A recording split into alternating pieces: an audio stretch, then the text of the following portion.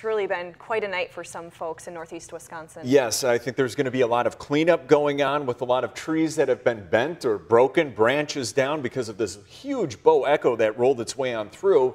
And then the southern part of it stalled out along our southern counties and gave you some flooding. And you can still see that just kind of hanging around some of those southern counties right now. But you notice that bowed segment came all the way in from Minnesota, worked its way on through. And when you see that curvature, that bow, that means strong winds. And that's what a lot of us saw, over 50-mile-per-hour winds, 60, maybe even more in spots. But the southern counties, notice how it's called training, like a train where rain just goes and these thunderstorms over and over these tracks. But we are starting to see it let up just a little bit out to our west.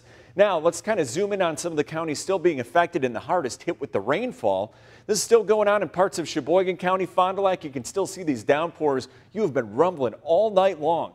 Same with Marquette and Green Lake counties. You see it here, but notice now we're starting to see some breaks as you head into Marquette County. I'm going to take kind of a wider view here. As you head to the north, the lesser of this activity that you're seeing right now. Some light rain working its way through Appleton, and then even farther north than there, barely anything, maybe a couple sprinkles, and that's about it.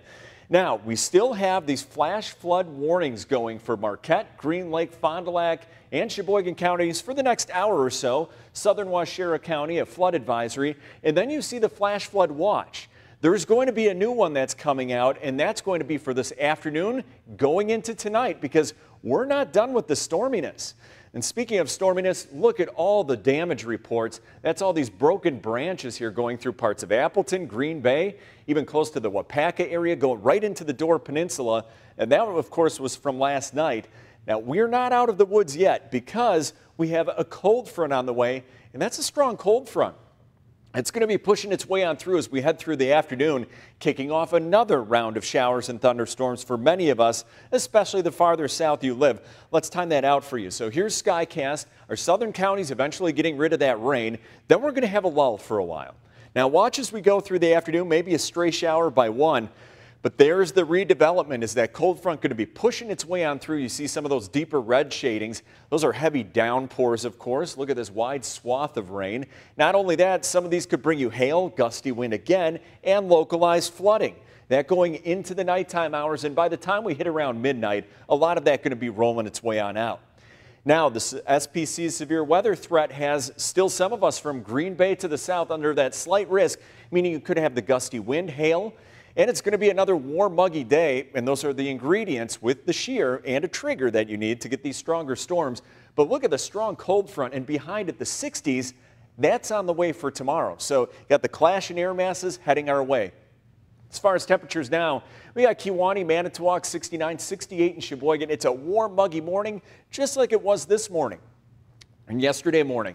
So dew points actually right now, they're way up there. There's the drier air behind that cold front.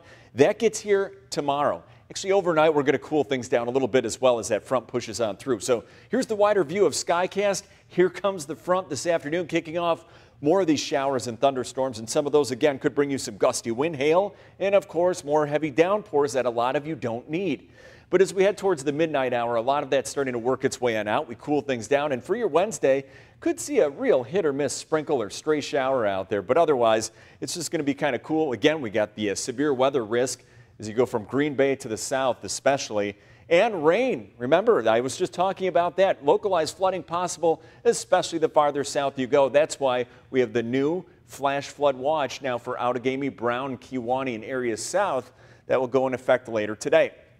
So 83 today, more scattered afternoon thunderstorms develop. And the ones to the south this morning, we're going to kind of see a lull with those. Now, as far as tonight is concerned, 58 degrees, showers and thunderstorms ending later. Some of those, again, could be severe in the evening. And for tomorrow, 68, cool, breezy, maybe an isolated shower. When do we finally get a stretch of quieter weather around here? Well, as we go into the weekend, it looks like Friday night, Saturday, a pretty good shot at a couple scattered storms, but don't let that ruin your holiday weekend because it looks like Sunday's going to be fine and the same with Monday and relatively comfortable temperatures. So, Brooke, we're not out of the woods yet. This afternoon, again, going into the evening, many more of us with some stronger storms. Folks could